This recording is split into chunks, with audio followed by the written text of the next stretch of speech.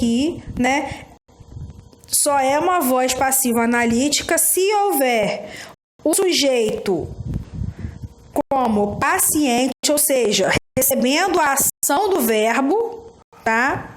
E se o verbo for uma locução verbal, ou seja, o verbo auxiliar, tá? Mais o verbo principal no particípio. Tá ok? Que foi esse caso aqui. Tá bom? Outro exemplo. O culpado sempre é descoberto. Quem é que sempre é descoberto? O culpado. Então, aqui é o sujeito da oração. Ele aqui não está praticando a ação. Ele está sofrendo a ação feita aí pelo verbo. Tá?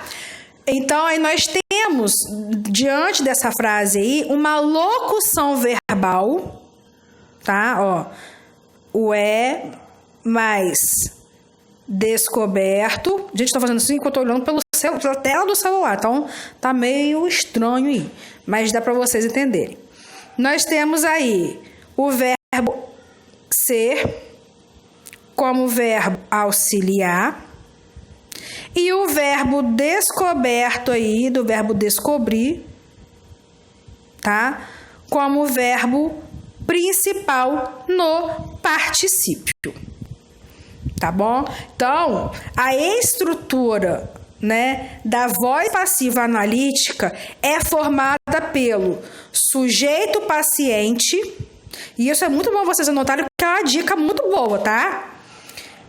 A estrutura aí da voz passiva analítica é formada pelo sujeito paciente, mais o verbo auxiliar, ser, estar, ficar, descobrir, né, retirar, etc.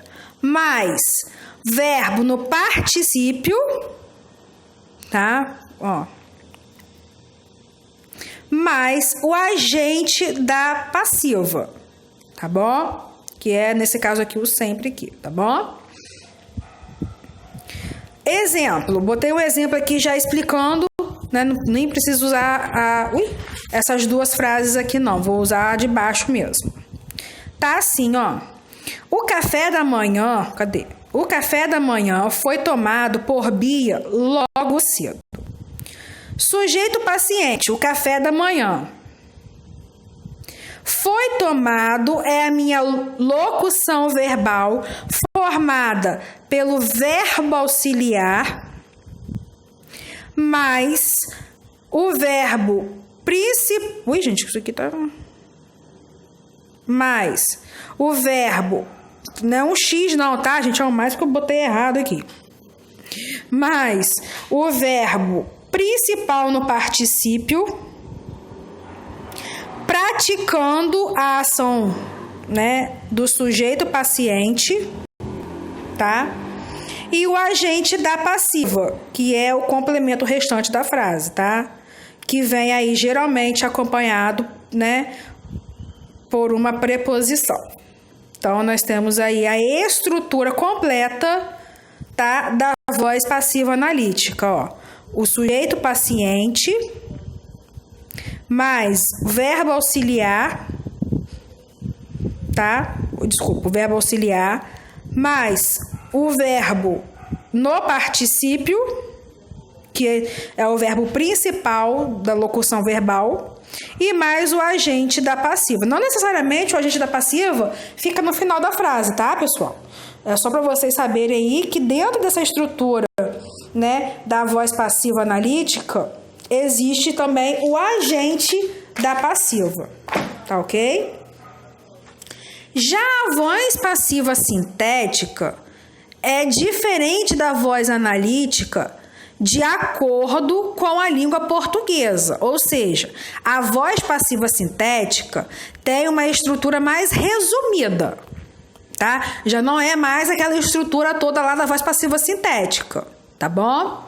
Nós temos aí, né, no processo aí, a voz passiva sintética é formada pelo verbo, tá? Aí, gente, né, é nessa ordem aí direitinho, ou, né, ao contrário. O verbo mais o pronome ser mais sujeito paciente, né? Porque ele tem que sofrer aí a ação. Exemplo: fez-se a encomenda.